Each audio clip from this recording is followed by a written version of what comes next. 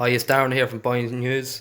I'm here at Alan Laws today from Boyne View in Navan. Alan is a homeless activist. He's doing great work in the community, and we're just going to talk to him today about the homeless crisis in Meath and the supports that are out there. Alan, thanks very much for taking this time to do the interview. I know you're busy at the minute, but No problem, I Darren. really appreciate it. Yeah, just tell us a bit about the homeless crisis now in Meath, like, because we hear a lot about the homeless crisis up in Dublin, Limerick, Galway, etc. Like, but we don't actually hear what's on our doorstep. Well, basically, as you know, what we'd consider it's a national emergency homelessness down the whole country.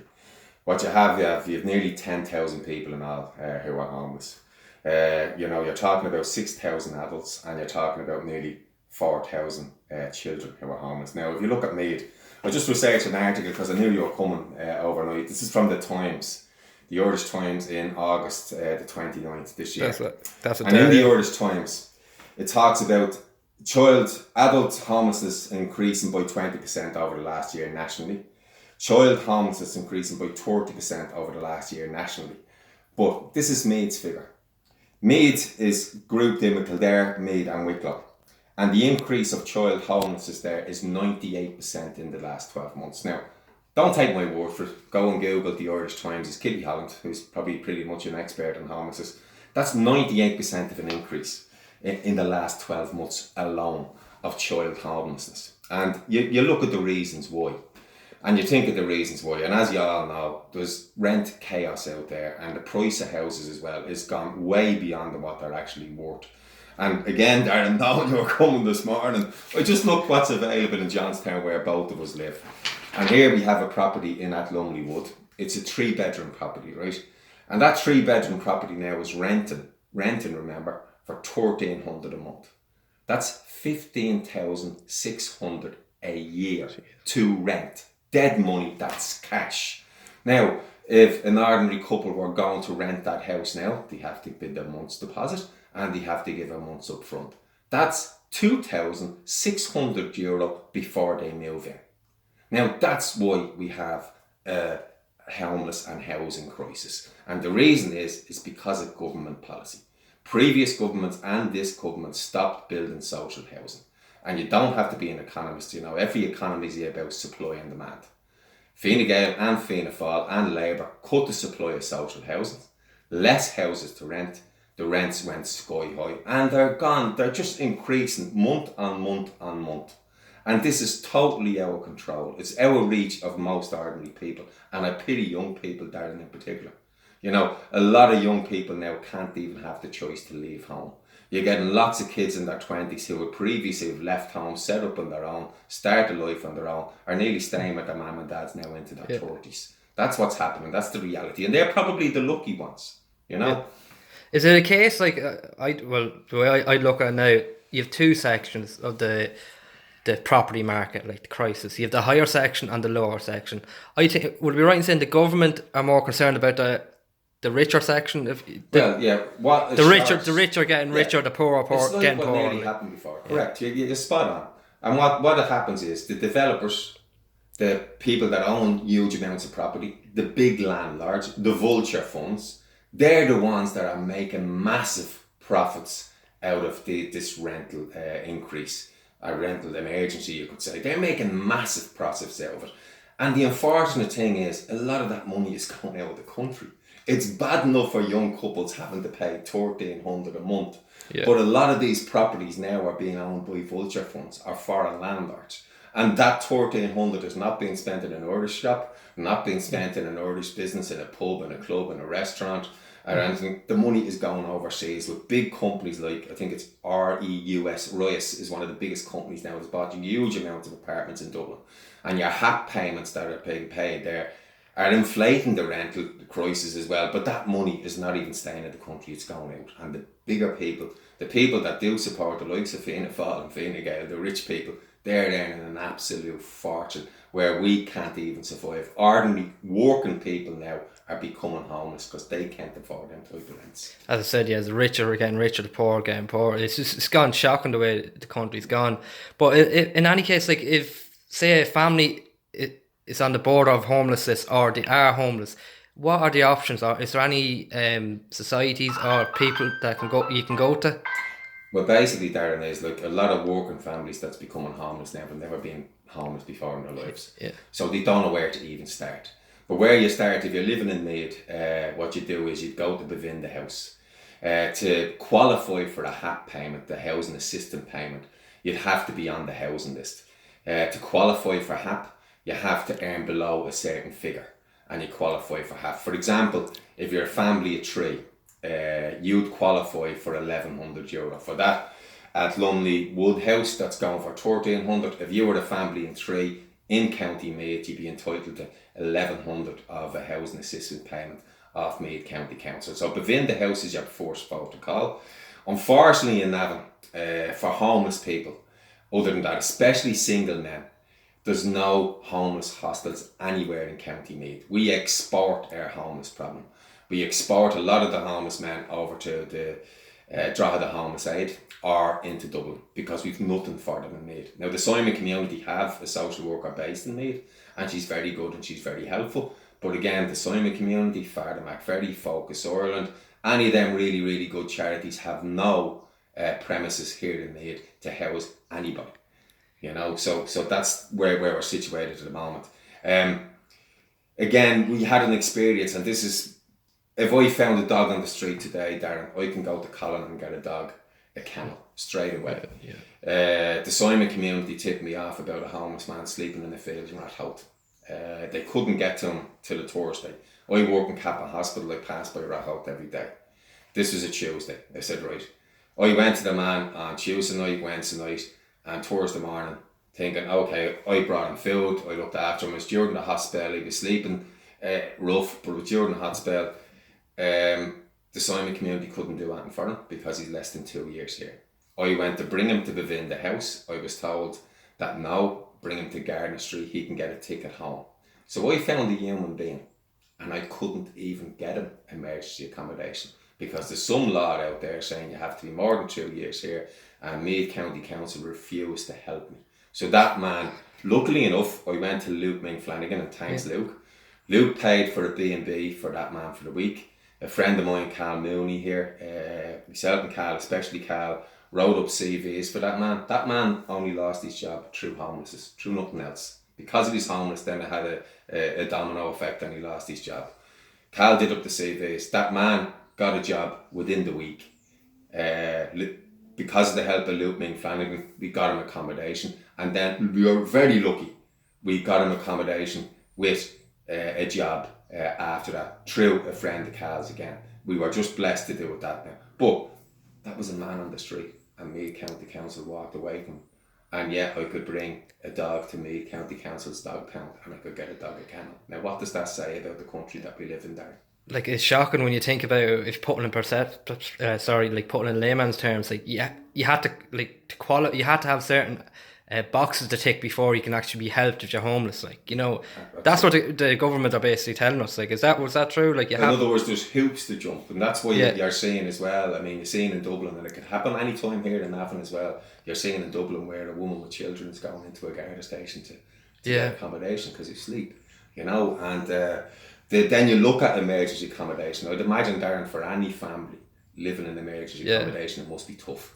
And children are being damaged psychologically by doing that. But then you look at County Meath, and again, we're looking at County Meath this morning and what the County Meath offer in emergency accommodation. Yeah, what that's the next point. Sorry, cutting across you, but what is, like, say if a family is put into emergency accommodation, they are on the brink of being homeless. What is the accommodation like? Well, basically, what can happen is there's some B&Bs around County Meath who take in families who are homeless.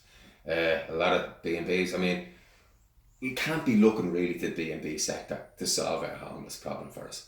B&Bs want to be taking in rich rank Yanks that want to play golf and buy dinner there, spend a load of money there. The B&B sector are not really suitable to take in emergency accommodation. Meath County Council should build their own state-run emergency accommodation. But they use B&Bs, but they also use the place called Brewers Hill, on Brewers Hill. I won't mention the number, but it's on Brewers Hill. Now, this place on Brewers Hill has came to the attention of the national media now over the last 3 or 4 years. It appeared on the front of the Meath Chronicle there about 2 or 3 years ago when a family were living there. They were living in damp, squalid conditions that affected the health of their child. Now we had doctors write to Meath County Council, consultants, district health nurses, wrote to Meath County Council asking that child be removed to better accommodation. Meath County Council refused. Again, last November, there was a programme on RTE, and anyone watching your broadcast now can Google the programme. It's called Nightmare to Let. Now, Brewers Hill, again, the emergency accommodation that Meath County Council used, appeared on Nightmare to Let. Again, because of the squalid, damp conditions. But more than that now, myself, because I do work with the Meath Food Bank, we deal with a lot of homeless families. There's a lot of food poverty out there as well, Darren, because you're trying to pay these rents and you haven't got any money for food. So we're trying to assist people. Emergency accommodation don't have proper cooking facilities, so we're trying to kind of bring stuff to them that saves them going out and trying to buy in cheaper. So you have children in emergency accommodation that's living, that are homeless. They know they're homeless. They're not getting, fed properly and all the rest of it. But we try to help them. But what I found out about Brewers Hill and the accommodation that Meath County Council uses is that they place homeless families in amongst people with addiction problems, in amongst people with mental health problems. Now, people with addiction problems need help. People with mental health problems need help. But we don't mix them all together because that's basically unsafe. We have a child first policy supposedly in the country now. I got on to Meath County Council about this. I raised my concerns after 2 incidents this year where children were attacked. Weren't hurt, but they were attacked while inside this emergency accommodation. I raised concerns with Meath County Council. I had meetings with Meath County Council. I did a protest outside Brewers Hill. But still, as I'm speaking to you today, we're still mixing children, as I feel, in an unsafe condition. 4 other women, along with myself, wrote to TUSLA. We outlined our concerns to TUSLA over child safety. And being honest with you, if things don't change, we will be having a bigger protest outside Brewers Hill again, because as far as I'm concerned, we cannot knowingly be putting children into an unsafe place to stay. And that's what's happening, and that continues to happen today. And you used some pictures there of the accommodation. Yeah, these are pictures taken when there was an ant infestation inside the accommodation there. That's the first picture, yeah. And this is some of the damp and squalid conditions inside the accommodation there, Darren, right? That's the damp one, yeah. This is a man that used to live down there where the roof collapsed on his head and he injured his head. That's some of the corridors along which people have to travel. That's the state of the place. Now again, remember, this has appeared in the paper. This is not only Anna Law saying this. The Meath Chronicle said this, and so did RTE. This is a picture of a fire extinguisher, broken fire extinguisher there on the premises.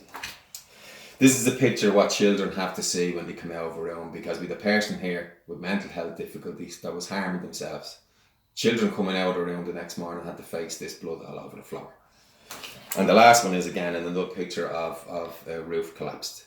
Now again, not only do we have that, we 4 women that lived there confirming all of that. And we sent the letters in to everybody concerned.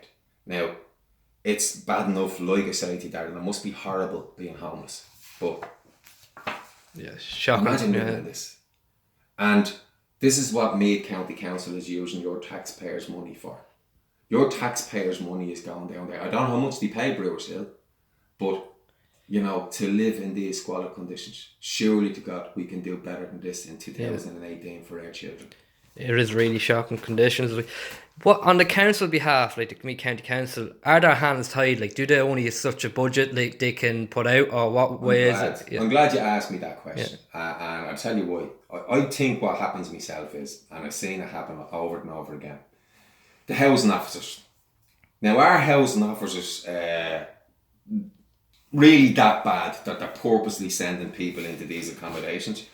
Or are the housing officers' hands tied because of budget constraints? And I tell you what I think happens down there a lot of the time. I think what happens is that the budget is being cut so far and so much. And now, as you say, the homeless numbers have risen so far that the budget in no way covers what they should be doing. So I think we have homeless officials over there, Darren, that say to themselves, I have the money to house 5 homeless people today. And 7 or 8 comes in. And I have to decide whether to tell Darren or Alan to go away or to tell Mary to come in, because I don't have the money to cover it all. Now, if you look at the public service as a whole, we had Maurice McCabe and the guards who said, hold on, this is not working. I'm going to make a report. I'm sure if we had proper legislation for whistleblowers, a housing officer might stand up and say to the chairwoman of Meath County Council, this is not working. You're giving us crumbs. We're doing loaves and fishes jobs every day. We're turning homeless people away, and we're turning homeless children away every day because we haven't got enough money. So I would say to you that's what it is. Because homeless officials themselves know, they have to know that this is not working. I'll give you another example. A woman with 4 kids came to me, going back a couple of weeks ago. She was getting evicted by her landlord. The landlord had gone through the proper legal process there, had given her proper legal notice, had actually even given her a restaurant. The landlord wasn't a bad landlord, it's just the landlord was moving on with the property. She went down to Meath County Council while she got the notice and said help. They signed her up to the HAP, but she went down and she said, look, I'm coming homeless next week, what do I do? I just keep on trying and just keep on trying. Then the day came that she was homeless. And she came down again, said, I'm homeless, what do we do? Just keep trying. Now, just go away and keep trying. What that woman did, and this was in Johnstown, that woman slept in one house with 2 of her kids. 2 of the other kids were sleeping in that friend's house. And the father who worked, right, he was sleeping in his work van. And they left him like that for a couple of weeks. Now, I won't name the counsellor in this case because they could talk for themselves. But I got in touch with a counsellor who had to arrange a meeting within a week. And within that week when they had that meeting, then that lady and her family got a B&B. But that's the sign of a broken system to me. That woman, now she could prove by her eviction letter, Darren, it's not a spoof that I'm homeless. There's the letter, I'm getting evicted. And they told her to go away until the councillor got involved a couple of weeks later. So basically Meath County Council turned their back on them 4 children. Whether they were sleeping on the streets or not sleeping on the streets, they weren't going to help. And they only did after the official meeting weeks later was set up with the counsellor. We should have a system there, and if you become homeless tomorrow, you shouldn't need any counsellor. You shouldn't need me. You should go in, if you're entitled to a service, you prove you've been homeless by your eviction letter, you should get that service straight away. And that's what I mean, what's happening with the council officials. The council officials, I guarantee you, if they were honest, they say, listen, you're giving us crumbs to handle, a famine. And that's what they're doing.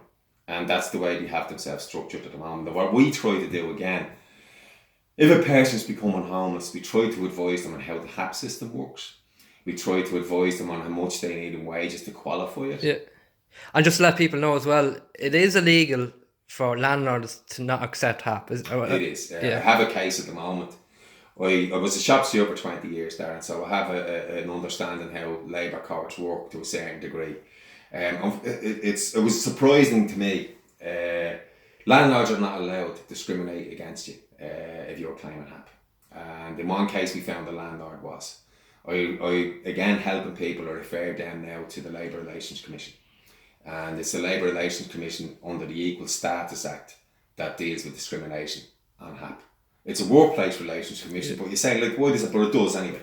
So they're in the process of dealing with that. But just to advise people, I'd say to people going for a house, don't say you have HAP until the last minute, until you have your signature on the thing. Because they're not allowed to discriminate, but they do discriminate. They do it very discreetly, they do discriminate out there against people with HAP. But again, we try to advise people that are like, what you need before you even go to a viewing. A viewing now is harder than an interview. A viewing now, you have to have your 2 references. And you have to have 2 good references before you even go to a viewing. I've even heard in cases where landlords want to look at your bank account. They want to ensure that, this has been happening as well. They want to look at your bank account. Now, I advise people, like, no one can look at your bank account, really. You can give them a wage slip if you want to prove what you earn. But I wouldn't advise anybody to give anybody a look at your personal information. And it's very private to all of us. Yeah. So that's as far as it goes. Again, we'd advise people how to take a case of discrimination. I've also gone to the RTB with a tenant against the landlord. When I can't go with everybody, but I'd at least advise people how the system works, how you go from mediation to adjudication. That's when a landlord runs into trouble. When a tenant runs into trouble with a landlord, there's a dispute, you say, over the legal notice of eviction, or there's a dispute over rent. You have an opportunity to take your case and be heard in the Residential Tenancies Board. That's where you get heard there. Coming back to homeless people again, the most vulnerable people in society. If you're the homeowner, Darren, right, and the bank go to repossess your house, you'll get your hearing in the courts. You can go over to the courts and explain your case before you're evicted. If you're a tenant staying with a landlord and a landlord tries to evict you, you can get your case heard in the Residential Tenancies Board before you're evicted, right? And anybody, even if the guards came to evict you, all you have to say to the guards is, look, my case is being held in court, or you give them the number of your referral case to the RTB, the guards won't have anything to do with it. But if you're the homeless person and you're staying in an emergency accommodation, whether it be in Dublin or whether it be in Meath here, and I've got the case of a pregnant woman being asked to leave on a Thursday in the emergency accommodation in Navan and having her baby on a Monday. And I had a couple being asked to leave emergency accommodation without any reason, any appeal, no due process. So the most vulnerable people in our society have absolutely no rights. And I think that's wrong. And regardless of whether they did something or not, everyone has a right to have their case heard. But if you're homeless and the most vulnerable in society, and that's why people don't take complaints against the council. Yeah. I would encourage homeless people to take complaints against the council. I would encourage, what seems to be happening a lot of the time with Meath County Council is, you arrive in on a Monday, you say you're homeless, and you basically like maybe have your eviction letter to prove it. Come back to me Thursday, or we'll give you a ring back, and we don't. And we forget about meeting you on Thursday, and we push you down the road. So we hope like maybe Darren will go sleep on a bed over here. Now don't get me wrong, you might have a brother that might put you up, and that's fair enough. You might have a family that might put you up, and that's fair enough. But some people haven't, and they push everybody away. So your homeless figures that are just that they're giving you are actually probably inaccurate. They're probably much more than that, because there's a lot of people sleeping on their brothers or their sisters or their aunts or their mother's sofa in overcrowded conditions. And they can only do that, like that woman I told you about with the 4 kids. She can only stay in a friend's for a week. You can't do it forever, you know yourself. Yeah, it's not feasible, So the way I'd advise anyone dealing with the councils is email everything to them. If you met a council official today and they said he'd ring you back in the afternoon, email them back and say, thank you for telling me to ring you back in the afternoon. So if they don't, you have a record of what's being said. The homeless people, like I say, that are evicted without any excuse, I think should appeal their cases and can make a complaint to the council. And the way that works is, and I'm looking at it at the moment because I'm encouraging them 2 people to make a complaint, is that you make a complaint to the council themselves. If you're not happy with the council's decision on that complaint, you can appeal the case back to the council. But if you're not happy with that appeal or the findings of that appeal, then you go to the Ombudsman. Now I'm hoping, maybe Darren, you might have heard of a girl called Emily Logan, have you? Yeah, I have heard of Emily Logan was a previous Ombudsman, and she was very good, and very fair at holding governments to account and state bodies to account. Now I'm hoping with homeless people, like the girl Margaret Cash who slept in a Garda station with her 5 kids, I would encourage her to make a complaint against the council. The problem is, the complaints take time. When you write in a complaint and you're a homeless person, what address do you put on your letter? Yeah. There's so many obstacles to a homeless person, the most vulnerable, make a complaint. But I would ask them to make a complaint. Anyone me that want to do it can use my address. And we make the complaint and we get it to the Ombudsman. And then we see in the Ombudsman is homeless people, just like you and me, Darren, are entitled to due process. No one should be found guilty of anything without due process. The council officials, if you're listening to me today, if you're disciplined by your boss in Meath County Council, you have due process. You can go to your union if you have one. You can bring your case yourself to the Workplace Relations Commission or the Labour Court or unfair dismissals. But the homeless person that you put out, that you evicted, don't have any right to appeal or to due process. And that's wrong in my opinion. That's very, very wrong. Yes, it's just, as I said, it's getting back to the point where the rich are getting richer and the poor were getting poor. We had a case just here in Johnstown across the road. You were saying, putting a complaint. The block of apartments you took the case to Bord Pleanála, is that right? Well, basically what was happening, Darren, is right. They put in a planning application. Hunt Capital, sounds very vulture-like, doesn't it? Hunt Capital put in a planning application for 5 blocks of apartments, right? Now, you might not know it there, but every housing estate or apartment block now has to have 10% of Part 5 housing. That means they have to have 10% social and affordable housing. Now, it's supposed to be mixed through any development. And one of my main objections to this development was they're supposed to mix the social housing in amongst the estate. But what they did is the 5 blocks, the first block is closest to the shopping centre, and you probably agree with me, would be the most valuable. The one next to the shopping centre is the cushiest one, the cosiest one for you.